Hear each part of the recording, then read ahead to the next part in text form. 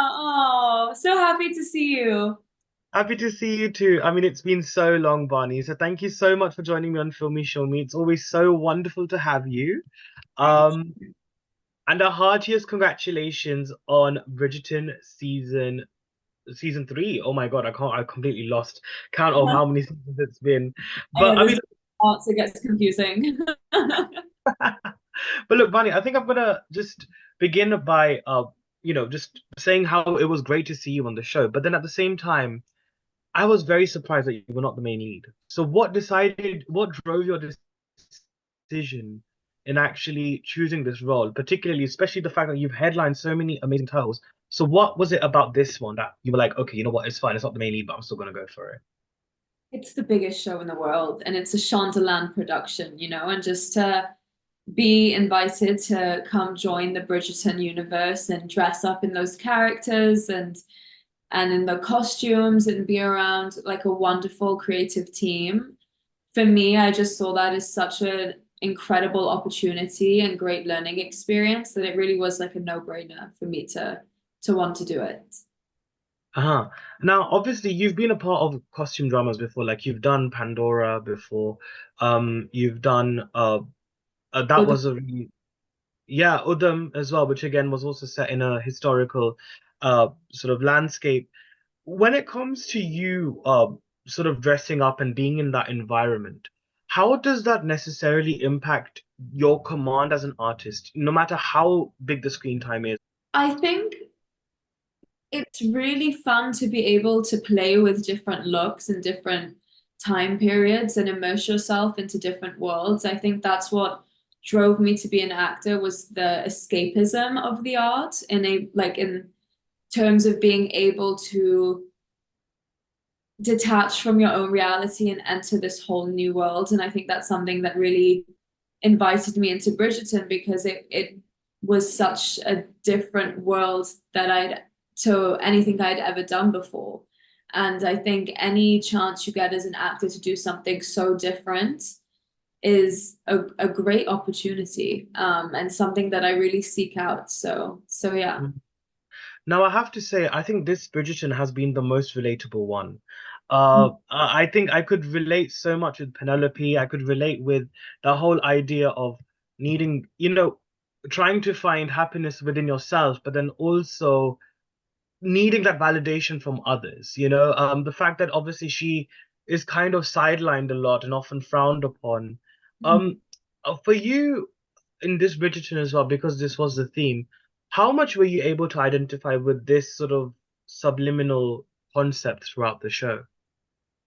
I think just even as an actor, I think we seek so much external validation, and I'm currently in this process of learning to, uh, as wonderful as it has been, and as grateful and blessed as I have been to receive like wonderful praise throughout my career. It's like not letting that define me and my success as a human being, and being able to navigate a life journey for me where I feel like my self-worth comes from within, and that should be my driving force rather than seeking out things to please other people or to get external validation. So I guess in that way I do relate to it.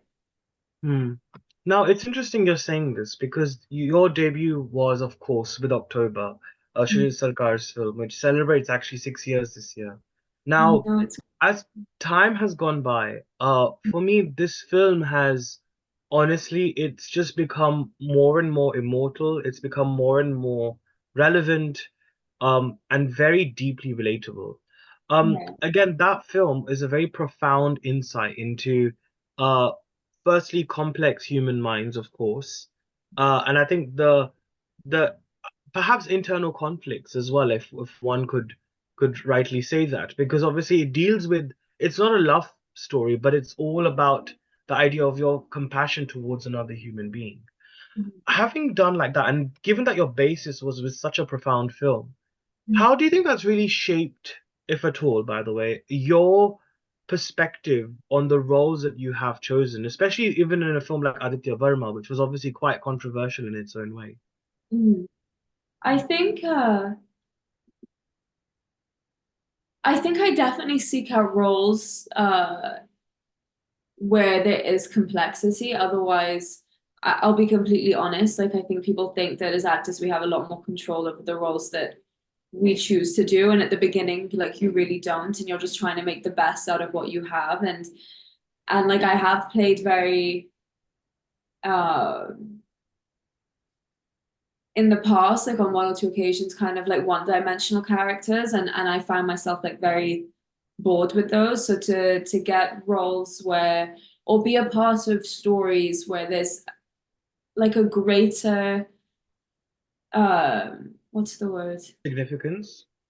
Yeah, like a greater significance at play is something like that's one thing with October that I connected to so deeply, that there were so many different layers and it was such a deep emotional movie. And like on a personal level, I knew with Shoojit and Juhi, the writer, like where those emotions were coming from their personal lives. So it's like for me, that was such a great emotive tool that I got to be able to use while shooting. So I definitely do seek out projects like that because I think I feel, although it is difficult and it can be mentally exhausting, it does feel like the most creatively fulfilling at the end of the day. And it pays off because like I think a film like October is transcendental. Like it really is the one movie that every day I will get messages about, rather than something that is commercial and maybe does great numbers, but then like nobody really speaks about it after that year has passed, if that makes sense. So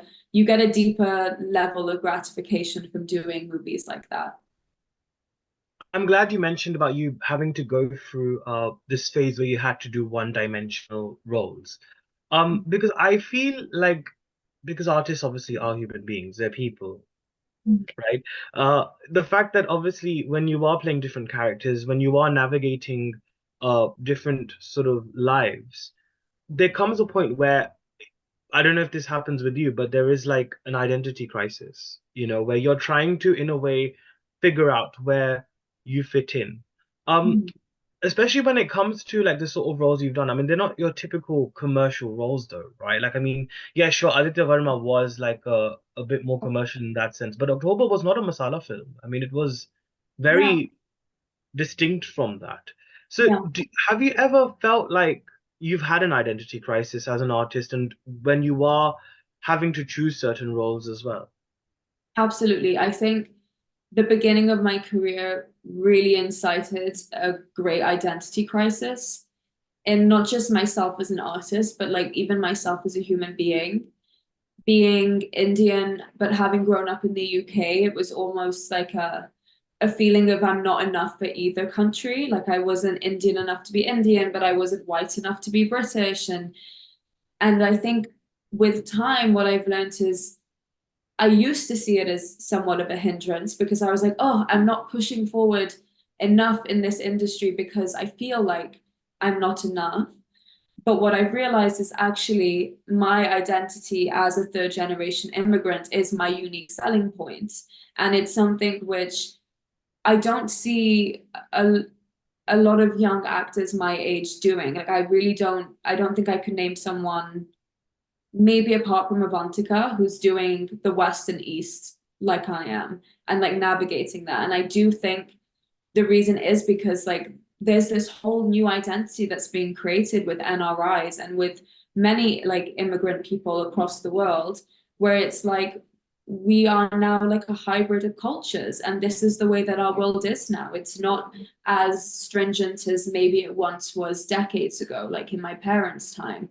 So I've kind of learned to shift that narrative in my head of like what I once thought was an identity crisis into being actually my biggest or most unique selling point and in what I have to offer in terms of like the kind of projects I get to do and the characters that I get to create. Hmm.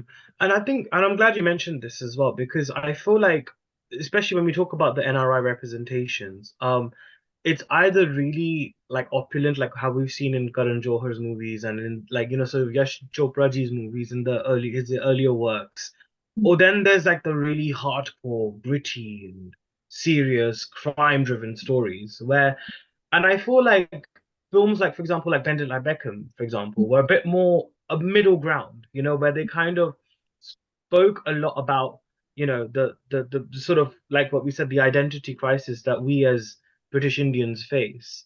Um, Mm, I think I want to talk about the representation of Bridgerton though, because I think when I saw season two, I thought it was fantastic. mm, It was subtle, but yet it was Indian in its own way. And even in the clothing that was there, of course, it was mirroring the times that were there, but it was quite woke in its very sense.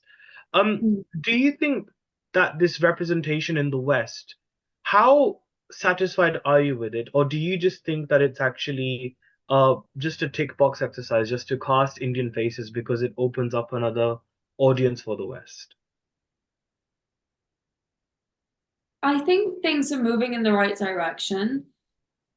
It's hard to generalize. There do feel like times where I feel like a tick box, but there have been times where I've auditioned for like characters and it doesn't even matter what their ethnicity is, which has been really wonderful because that's like the time when I feel like, okay, I'm being auditioned because they see me as an actress, not as like the color of my skin.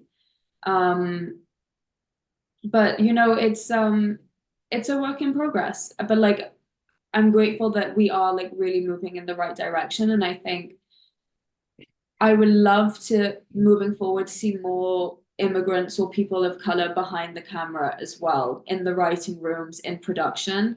And I think that's when we'll really flourish in terms of like genuine representation on screen. Hmm.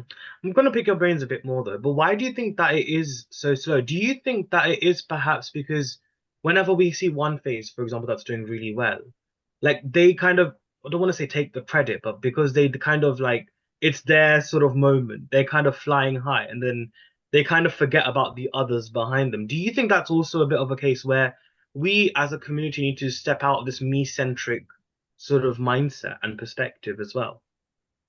I think there really are a lot of wonderful Indian like actresses, even in the West. Like I could name so many who are doing different things. And I think maybe it's a social media thing where it seems like someone's having their moment and everyone forgets about the rest. But really, it's someone having their moment doesn't take away from somebody else. And I just think that, like, maybe with social media, things are just like heightened to another level. But like, I do see like great work from a lot of other Indian actresses. And it's not a case of, they're not getting opportunities or they're not shining. It's just a case of like how much we see on social media sometimes, if that makes sense. Mm, that's true. And I think obviously Bridgerton, it like you mentioned, it was a no-brainer, right? I think anyone would jump up at an offer like that for sure.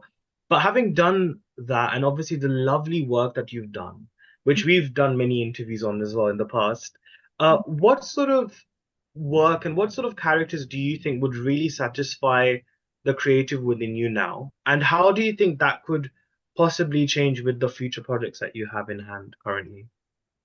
I think in terms of like the West and India, there's luckily the projects I'm shooting right now, there's definitely been a shift in the characters I'm being offered. And I'm really excited to have the opportunity to play those. And I think kind of just I feel like in the West, I've been more like cast as like a pretty face. And I feel like in India, I've been cast more of like, uh, kind of like in those sweet, simple girl roles, if that makes sense. Girl next door. Mm. Girl next door. And I think like finally now there's like a shift happening in like where I see my career going and I'm excited about it. There's only so much I wish I could tell you more, but like I can't. But yeah. Oh my God, Barney, I'm so excited. No, but I'm very happy to hear that. No, genuinely. And I think every time I see you on screen, no matter what title it is, I always feel very proud and very pleased to see your growth because I've seen you since even before October, to be honest. So, Yeah. just to see that trajectory that you've had, it honestly makes me very, very proud and happy. So, well done on Bridgerton season three. And I'm sure you're going to definitely make even more waves with future projects coming up, which I'm sure we'll definitely catch up on at some point. Um, 100%. Thank you, thank Anuj, for you. the questions. Oh, thank you, Barney. Always so lovely to interview you. Thank you. You have a great rest of the day. You too. See you later. Bye.